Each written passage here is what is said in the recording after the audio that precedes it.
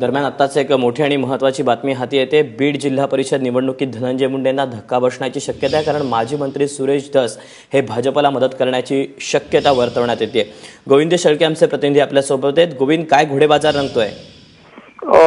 दीपक, आपल्याला माहिती आहे की उद्याला जिल्हा परिषदेच्या अध्यक्ष उपाध्यक्ष पदाची निवड होणार आहे। एकूण आता जर संख्याबळ बघितलं बीडचं, तर राष्ट्रवादी काँग्रेस एकत्रित येऊन सत्ता स्थापन करू शकतात। मात्र भाजपच्या गोट्यामध्ये सत्ता जाण्याचे चिन्ह वाढलेत, कारण सुरेश धस जे राष्ट्रवादी काँग्रेसचे माजी आमदार आणि मंत्री आहेत, त्यांनी मात्र आता भाजपला जवळीक साधल्याचं चर्चा संबंध जिल्हाभर आहे। मागच्या अनेक दिवसापासून यासाठी बैठका झाल्या होत्या आणि एकूण जिल्ह्यामध्ये धनंजय मुंडे यांच्या नेतृत्वाला आव्हान राष्ट्रवादी काँग्रेसमधूनच मिळायला सुरुवात झाली आहे।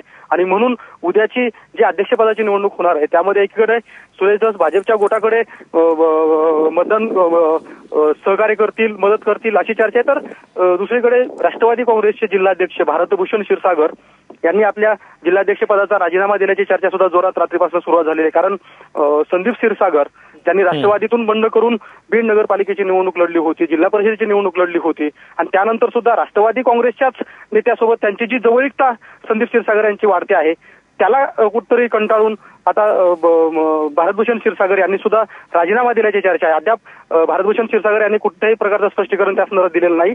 मात्र कालपासून ही चर्चा आता जोरात सुरू झाली। त्यामुळे एकंदरीत उद्याची जी जिल्हा परिषदेची अध्यक्ष आणि उपाध्यक्ष पदाची निवड होते त्या संदर्भाच्या राजकीय हालचाली मात्र बीडमध्ये वेगानं होताना पाहायला मिळत आहेत। दीपक, निश्चितच गोविंद, ताजे अपडेट घेत राहू। तुर्तास धन्यवाद दिलेल्या माहितीबद्दल।